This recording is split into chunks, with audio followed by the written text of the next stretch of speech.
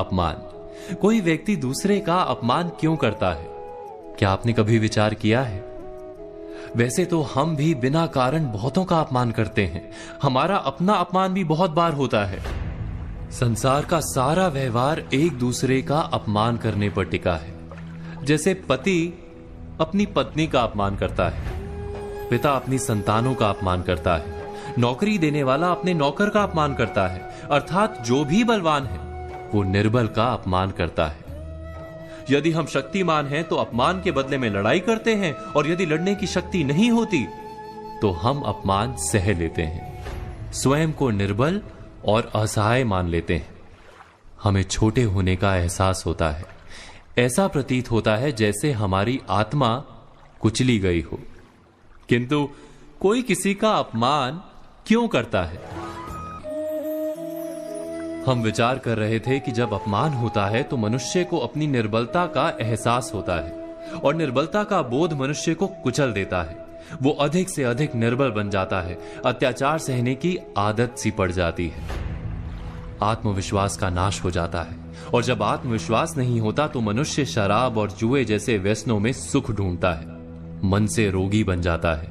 आखिर किसी भी मनुष्य की ऐसी दुर्गति कोई क्यों करता है?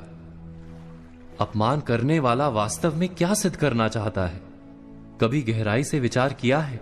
वास्तव में हम किसी का अपमान करते हैं उसकी निर्बलता सिद्ध करने के लिए, यह बताने के लिए कि हम अधिक शक्तिमान हैं। अर्थात वास्तव में अपमान करने वाला स्वयं अपने आप को शक्तिमान या बलवान सिद्ध करने का प्रयास कर रहा है। अपमान करने वाला हकीकत में अपनी शक्ति से आश्वस्त नहीं है, उसे अपनी शक्ति पर भरोसा नहीं है। दूसरों को चुनौती देकर वो अपनी शक्ति पर विश्वास प्राप्त करने की कोशिश करता है।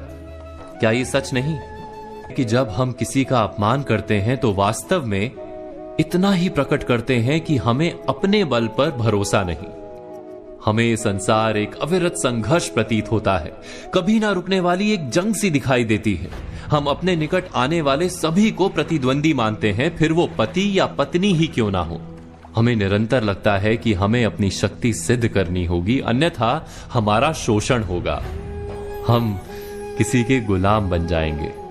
किंतु क्या हमने कभी विचार किया है कि दूसरों को प्रतिद्वंदी अर्थात दुश्मन मानने के बदले कलीग मान लें, हमारी सहायता करने वाले सहयोगी मान लें, अर्थात दूसरे व्यक्ति को प्रेम करें तो उसका अपमान करना आवश्यक ही नहीं होगा।